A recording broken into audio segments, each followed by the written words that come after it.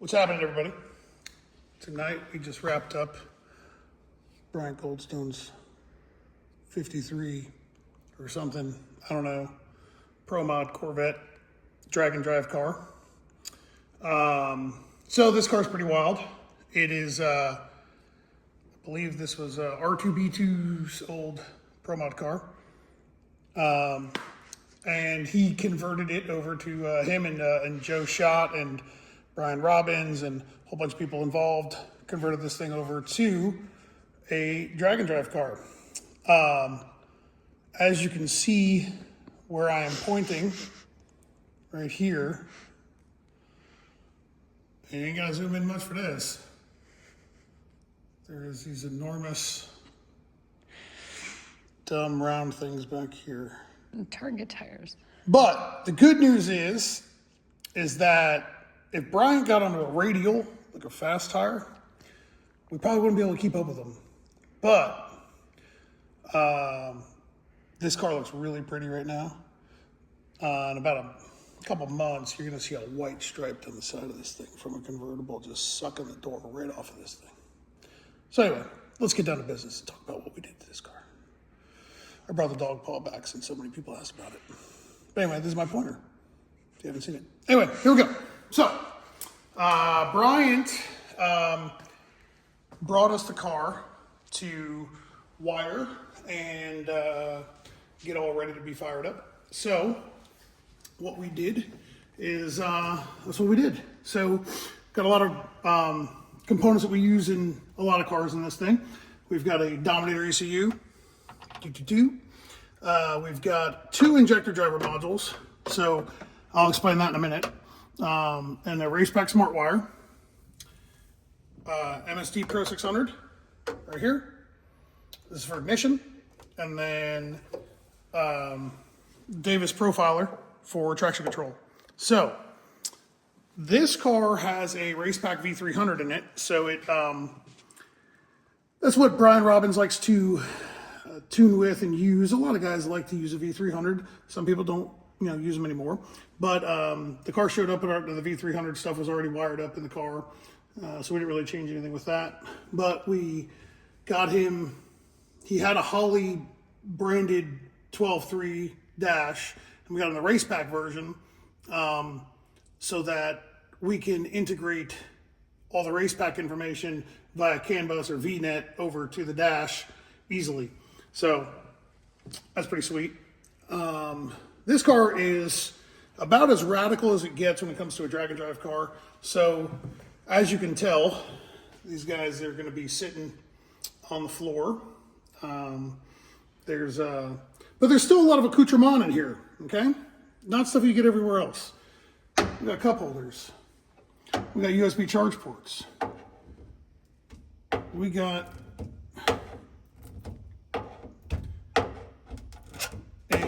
cigarette, bam, look at that, got it. Cigarette lighter. Bam. Should have practiced that one first. Is it a coin holder? It is a coin holder. It's his little coin purse, if you will. It's Brian's coin purse. But we kicked it up a notch here and we set him up with well, he had it, but he didn't know what he was doing, so we did it for him. A 4-camera system here because as you can see, looking at this car, there is no mirrors because, Pro Mod. So it's got little side view cameras. So there's a camera there, there's another camera on the other side, then there's one on the back. More about the cameras in a minute. Go over here. So here's the meat and potatoes of things. This is a SMX. I don't know how big it is, 500 something inches. This is an all billet Steve Morris's version of a 481X. So 481X has been around for a really long time. They're pretty bulletproof. Steve Morris developed these engines with water jackets for the intention of doing drag and drive. So the problem when like with my car, I have a cast aluminum big block Chevrolet, and eventually we're gonna get to a point where we start breaking cast parts. But we haven't yet. So Steve kind of fixed that and built a billet block, billet head. It has water jackets that kind of bolt on the outside. I did another car that you guys probably saw on my channel. It was a green Monte Carlo owned by Alan Whitaker. He also has an SMX. He actually just last weekend won the heavyweight class with that car. That thing's like 4,200 pounds and it's been 690s in the quarter. So the engines perform, they do well, and I think these guys are going to do really well with this. But back to what we do. 24 injectors. So these injectors are from AFIS. This is the injector company that we use, we sell, we use, we like, whatever. So he's got, this is all of this stuff here, this outer rail, this is all for methanol, okay? So you've got 16 methanol injectors, and the way this works is these back ones back here, these are 250 pound per hour injectors, and then these front ones up here are 800 pound per hour injectors. So what they'll do is they'll drive up to the lanes from the pits on the 250s, and they'll idle on the pits or on the 250s. They'll spool them on the 250s, and they'll switch it over to the 800s while on the trans brake. And then they'll go down the racetrack on a single set of 800s. Why is that the smart move? Anybody know? Anybody? Anybody? Nobody? Okay. Because if you go down the racetrack on 2 injectors and you have one fail or something go wrong and one of them fails, you burn the hole. If you have one injector, if you're going down the racetrack on one injector and that injector fails, say it stops working, whatever, it stops spraying fuel, you just lose a hole, but you don't burn anything up. So a little bit of fuel, big problem. No fuel, no major problem. So yeah, so if it's off by a little bit, it's a problem. If it's off by 100%, then it's not that big of a deal. Then down here, and there, deep in that cavern. You can't see. Okay, well, deep in there is another set of Holley 120 pound per hour injectors. So those are for the pump gas system. So Bryant with a T and Brian Robbins, they really like to work. So they came up with pretty slick idea. This car is pretty limited real estate, honestly, considering how open all that is up there. You would think that it's like super easy to, no, they got 5 pounds of you know what into a 1 pound bag. So what their plan is they've put, Joe Schott came up with this idea, Schott Racing. They're going to pull these pins and they're going to put this pump gas tank in, and it hooks right up to the existing regulators and everything. And this is a Holley dual Walbro 450 pump module. So it has 2 pumps in here, and they only need 1, but there's another one on board as a backup. So this pump setup will run their pump gas 120 pound per hour injectors underneath of the intake manifold, somewhere about there. And then when it's time to run this thing on methanol, they'll pull this pump gas tank out and they'll slide that methanol tank in. So we did a few things for them for programming wise. So like this plug right here is for both of these pumps. They'll only run one at a time, but then they have independent control of them. They'll plug it in here. When they pull this tank out, they will have a electric methanol primer pump mounted down in here somewhere. It's not on the car yet. That's why it's not like wired permanently, right? But what will happen is like then the methanol tune-up will have a fuel pump prime set up based off of fuel pressure and like time. So when they turn the key on, the electric pump will prime the mechanic or the methanol system via this, which will just plug into the same connector here. So it's all done via the Raceback Smart Wire and the Holley Dominator talking to each other, telling it what to do, when to do it, based off of what tune-up's in the car. So let's look at some more stuff. There's a, oh yeah. Look at this engine harness, peep this, right? So if anybody can guess how many wires are in this engine harness. So this is Raychem DR25, 3/4 inch. And it is recovered. I believe it is 600 thousandths outside diameter for you math nerds. So tell me how many wires are in this, and maybe I can convince the woman who's holding the camera to send you a free t-shirt if you're right. So unless you're one of my friends who already knows, so then don't comment, go away. But anyway, how many wires are in here? It's engine harness. So this engine is probably easier to pull off than this intake manifold. So it's easy. I don't know because I haven't pulled the engine out of it, but pulling the intake manifold off of it is quite the chore. So the idea here is if you want to pull the engine, you disconnect here. If you want to pull the intake manifold, you disconnect here and unhook the cam and the crank sensors, and everything else is on the intake manifold, and yeehaw, it comes out. So the intake manifold can sit on a bench with the engine harness in it. You don't have to mess with any wiring, yada, yada. So that's something we do with a lot of the cars. But really it's kind of a, if it's a preference if you want it, but two, if it makes sense to, like this would be impossible to unplug because of your injectors that are down here. So that's what we got.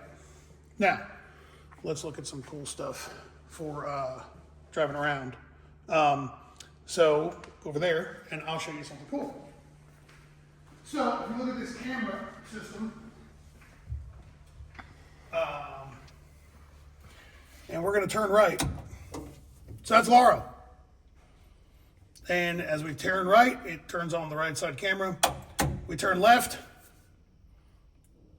and that's me over here. Look at me. Right? So, and it records the whole time. I have to still program the reverse output. It's not done yet, but I wanted to make this video before I went to sleep. So, pretty neat. He's got 4 cameras. There's back, like when he presses reverse, it will engage full screen mode for the backup camera. What? Oh yeah, it's upside down. Yeah, I know. Okay. I know. It's part of my to-do list. Give me a break, lady. Anyway. Sorry. Someone was going to point it out. I just figured I'd beat him to it. Yeah, I know. Sorry. So anyway, if you're watching this video still, just understand that my wife is a ball buster. Anyway, peep these cup holders. Bam! You turn the marker lights on, and you got lighted cup holders. Who's doing it? No one. Lighted cup holders. Look at that. I mean, if Bryant was into women, he would not be able to keep the women off of them. So, anyway. I set it up so that when you turn on the marker lights, it turns on the cup holders, because if you have the marker lights on, it's dark out, and you would probably need your lighted cup holders. So, let's look in the back. Back in this car, it's pretty radical looking. We were gonna build a mount for this camera to put it like out here and point back at his license plate so that it made sense, so that he could look at enjoying second, because like when he comes in second, he needs a reminder that he should be enjoying it. But I didn't want to add any more arrow to this, if you will, you know? So I think what we'll do is we'll just put a mirror out here so he can read enjoy second, because I don't foresee him beating a certain white convertible Fox body. That's besides the point. So it didn't have any reverse lights because it was a Pro Mod. Came with this little guy right here. So this is kind of neat, right? This will give you a seizure. So we set this up. Sometimes you wonder when you're standing outside of the car if the guy driving is bumping in. Well, there's the trans brake at 100% duty cycle, and there's the trans brake at 80% duty cycle. So when he hits the trans brake button, it goes on, turns on the reverse light. But if he presses the bump button, it starts flashing. So if Brian Robbins is standing behind him and was like, "You didn't bump in," Bryant can say, "Yes, I did. Look at the video. The light was flashing, going crazy." So I thought that was cool. If he doesn't like it, that's his problem. There is a 7-way connector for the trailer right here. And then we've got a whole bunch of stuff going on inside of the trunk that I don't really want to take off. So we put little license plate lamps so he is street legal. So observe them. Right, we got little license plate lamps. So if he gets pulled over, you know, he's at least got those. So they'll have plenty of other reasons to give him problems. So anyway, I think that's about it. This is a pretty radical car. This was in the excess power booth at PRI.